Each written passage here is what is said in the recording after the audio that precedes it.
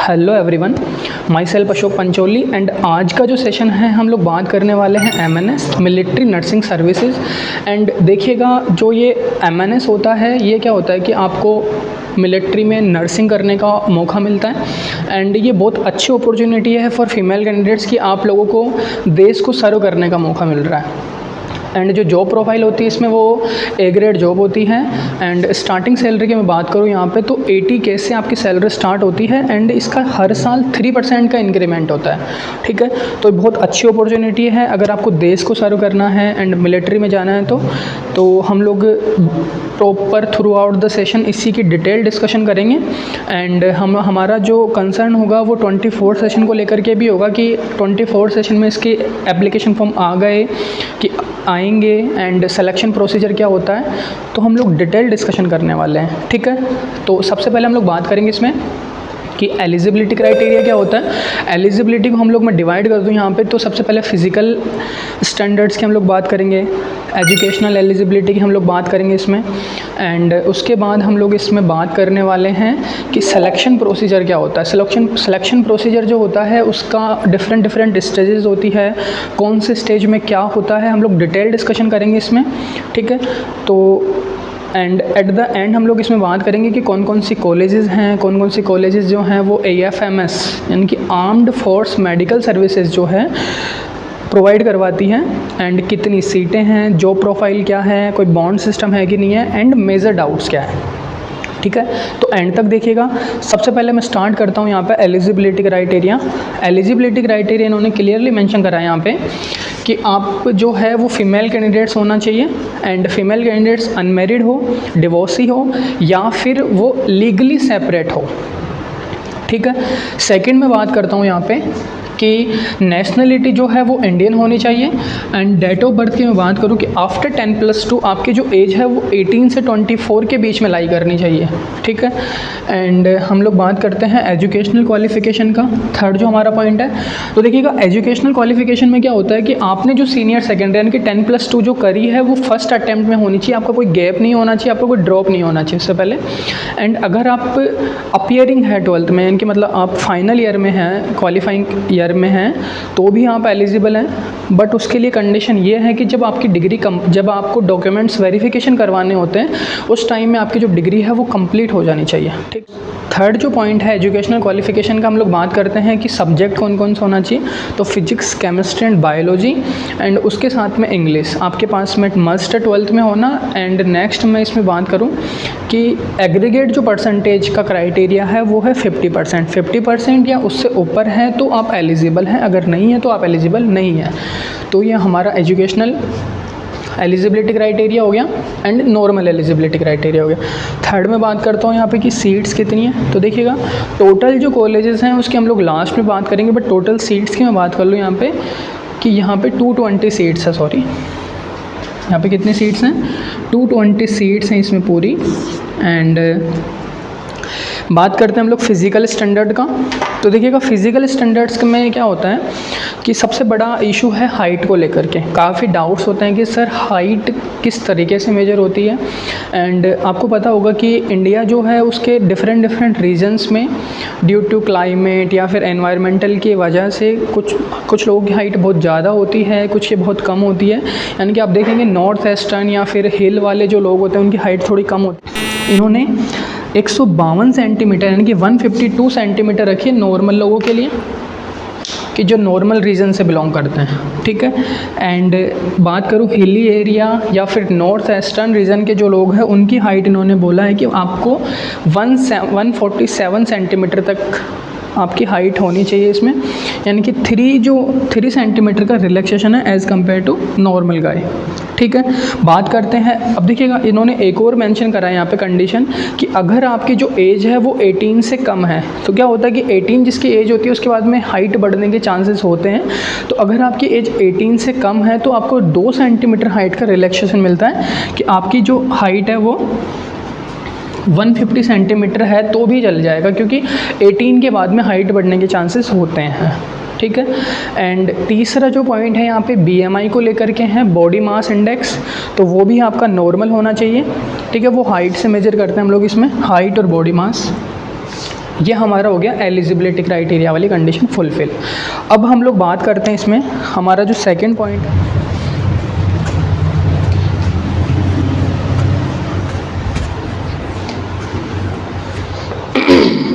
ठीक है। अब हमारा जो सेकंड पॉइंट है इसमें वो है सिलेक्शन प्रोसीजर को लेकर के। तो देखिएगा सिलेक्शन प्रोसीजर का क्या क्राइटेरिया है, होता क्या क्या है सिलेक्शन प्रोसीजर में। तो सबसे पहले क्या होता है कि आप लोगों को नीट में अपीयर होना होता है। नीट होता है national eligibility cum entrance test, and ये मेडिकल एंट्रेंस होता है। तो इसमें आपको अपीयर होना पड़ता है पहले, एंड उसके बाद में जैसे ही आपका नीट का स्कोर या रिज़ल्ट आ जाता है तो आप जॉइन इंडियन आर्मी की वेबसाइट पे जाएंगे, एंड जॉइन इंडियन आर्मी पे आपको एमएनएस के एप्लीकेशन फॉर्म विजिबल होंगे। वहाँ पे आपको एमएनएस का एप्लीकेशन फॉर्म फिल करना है। उसके बाद में अकॉर्डिंग टू योर मार्क्स आपको शॉर्टलिस्ट किया जाता है। देन जैसे ही आपको शॉर्टलिस्टिंग होगी उसके बाद में आपको गुजरना होता है स्क्रीनिंग की प्रोसेस से। देखिएगा सबसे पहले आपने नीट दिया, उसके बाद में आपने एमएनएस का जो एप्लीकेशन फॉर्म है वो आपने फिल किया है वही जॉइन इंडियन आर्मी की वेबसाइट पर जा करके, एंड देन आपकी स्क्रीनिंग होगी। स्क्रीनिंग जो होती है वो उसको मैं बोल सकता हूँ कि वो 7 स्टेजेस में होती है, या फिर मैं बोल दूँ कि जो सारा जो प्रोसीजर है हमारा सिलेक्शन प्रोसीजर 7 स्टेजेस में होता है। सबसे पहले हमारा आता है शॉर्ट लिस्टिंग। शॉर्ट लिस्टिंग के बाद में हमारा आता है डॉक्यूमेंट वेरिफिकेशन। डॉक्यूमेंट्स वेरिफिकेशन के बाद में हमारा एक टेस्ट होता है, test of general intelligence and general English, ठीक है, इसको बोलते हैं टोगी।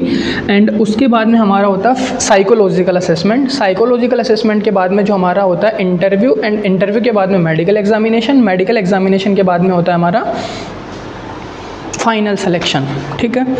तो सबसे पहले मैं बात करता हूँ यहाँ पे कि 7 स्टेजेस में हमारा जो सबसे पहला है शॉर्ट लिस्टिंग। शॉर्ट लिस्टिंग देखो किस तरीके से होती है, आपको पता होगा कि जैसे ही आपने नीट का एग्ज़ाम दिया है, एंड नीट का एग्ज़ाम देने के बाद में आपके अगर मार्क्स अच्छे हैं, यानी कि नॉर्मल जो आपके मार्क्स होने चाहिए वो 400 प्लस अगर आपके हैं तो आप के चांसेस हैं वो हाई होते हैं ज़्यादातर, ठीक है। तो शॉर्ट लिस्टिंग के लिए आपने नीट का फॉर्म एग्ज़ाम दिया है, उसके बाद इंडियन आर्मी की जो वेबसाइट है वहाँ से जाकर के आपने फॉर्म फिल किया है, एंड उसके बाद में आपको शॉर्ट लिस्ट किया है।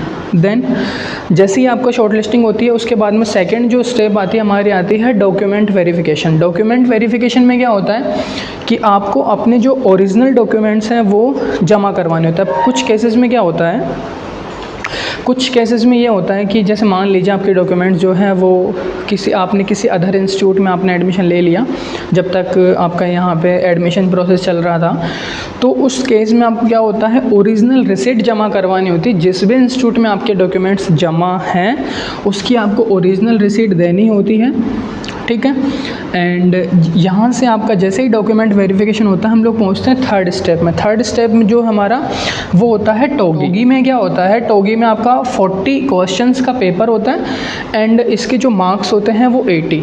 इसमें हमारे पास में जनरल इंटेलिजेंस है एंड जनरल इंग्लिश है, यानी कि जनरल इंटेलिजेंस के हमारे पास में कितने क्वेश्चंस हो गए, जनरल इंटेलिजेंस के 20 प्लस हमारे 20 किसके हो गए, इंग्लिश के, ठीक है। यानी कि 40 क्वेश्चंस 80 मार्क्स। उसके बाद में जो माइनस मार्किंग होती है वो 0.25 की होती है, एंड टाइमिंग जो टेस्ट है वो 30 मिनट, एंड उसके बाद में पेपर होगा वो कंप्यूटर बेस्ड टेस्ट, ठीक है। टोगी यहाँ पे कंप्लीट होता है। आफ्टर टोगी हमारा होता है साइकोलॉजिकल असेसमेंट। साइकोलॉजिकल असेसमेंट में क्या होता है कि बिहेवियरल चेंजेस, आपका कैसा बिहेवियर है, साइकोलॉजी के रिलेटेड क्वेश्चंस आपसे पूछे जाते हैं, एंड जो क्वेश्चंस पूछे जाते हैं वो ओनली असेसमेंट बेस होते हैं। इसका जो आपका फाइनल सिलेक्शन होता है उसमें इसका कोई असर पड़ता नहीं है जनरली। इसमें बिहेवियर से रिलेटेड एंड साइकोलॉजी से रिलेटेड आपसे MCQ बेसिस पे क्वेश्चंस पूछे जाते हैं, ठीक है। तो ऐसे हमारा कंप्लीट होता है हमारा साइकोलॉजिकल टेस्ट, ठीक है। अब जैसे ही आपका साइकोलॉजिकल टेस्ट हो गया हम लोग पहुंचते हैं कहाँ पे, इंटरव्यू में। इंटरव्यू में क्या होता है, काफ़ी लोगों को मतलब फियर होता है इंटरव्यू का कि भैया पूछते क्या है इंटरव्यू में, हमें तो कुछ पता ही नहीं है। देखिएगा इसमें आपकी कोर सब्जेक्ट्स क्या क्या थी, यानी कि आपका PCB जो सब्जेक्ट है वो, एंड 12th लेवल से ही पूछा जाता है मैक्सिमम। नॉर्मल जनरल अवेयरनेस के क्वेश्चंस पूछ लिए जाते हैं, एंड आपका इंटरेस्ट किस में है, हॉबी क्या है, एंड ये इनसे रिलेटेड सारे क्वेश्चन पूछे जाते हैं। आपका सेल्फ इंट्रोडक्शन, बेसिक इंटरव्यू होता है, इसमें कोई आपका हार्ड एंड फास्ट रूल नहीं होता है। एंड काफ़ी लोगों के ये भी डाउट होते हैं कि सर जो हमारा इंटरव्यू होता है वो इंग्लिश में होता है कि हिंदी में होता है। तो देखिएगा, इंटरव्यू में जो लैंग्वेज बाउंडेशन इन्होंने कोई भी मेंशन नहीं करी कि आपको इंग्लिश में ही इंटरव्यू देना है या फिर हिंदी में देना है। बट अगर आपको सिलेक्शन चाहिए तो आप प्रेफर कीजिए कि आप इंग्लिश में इंटरव्यू दीजिए, ठीक है। उसके लिए अगर आपकी इंग्लिश अच्छी नहीं है तो आप लोग उसके लिए प्रिपेयर कर सकते हैं, क्योंकि काफ़ी टाइम होता है। एंड मैं बात करूँ यहाँ पे मेडिकल एग्जामिनेशन की, तो देखिएगा मेडिकल एग्जामिनेशन जैसे ही आप देने जाते हैं, हमने लिख भी रखा है इधर, आपको 4 फॉर्म्स प्रोवाइड कराए जाते हैं। उसके अंदर आपका सबसे पहले ब्लड टेस्ट होगा, ठीक है। एंड आफ्टर ब्लड टेस्ट आपका यूरिन टेस्ट होगा। यूरिन के बाद में एक एक्सरे होता है और एक अल्ट्रासाउंड होता है। यहाँ तक आपको मेज़र करा।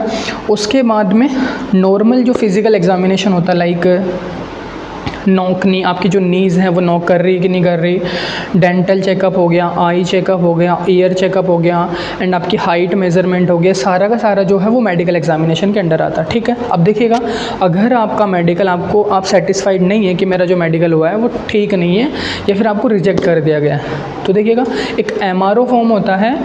MRO फॉर्म की हेल्प से आप क्या करेंगे, आपको उसके अगेंस्ट आप अपील कर सकते हैं। 40 रुपीज़ आपको पे करने होते हैं विद इन 24 आवर्स। एंड उसके बाद आप अपील कर सकते हैं। एंड री मेडिकल एग्जामिनेशन के लिए आप लोग अप्लाई कर सकते हैं, ठीक है। यहाँ तक हो गया हमारा। अब देखिएगा, अगर आपका मान लीजिए मेडिकल एग्जामिनेशन हो गया और अच्छा हो गया, आपका सिलेक्शन भी हो जाता है, फाइनल सिलेक्शन हो गया। अब क्या होता है, तो काफ़ी लोगों की ये भी है कि सर फाइनल सिलेक्शन हमारा हो गया, उसके बाद में क्या प्रोफाइल हमारी, मतलब हमारी जो एकेडमिक है वो किस तरीके से चलेंगी, हमारा फ़ीस के स्ट्रक्चर क्या है।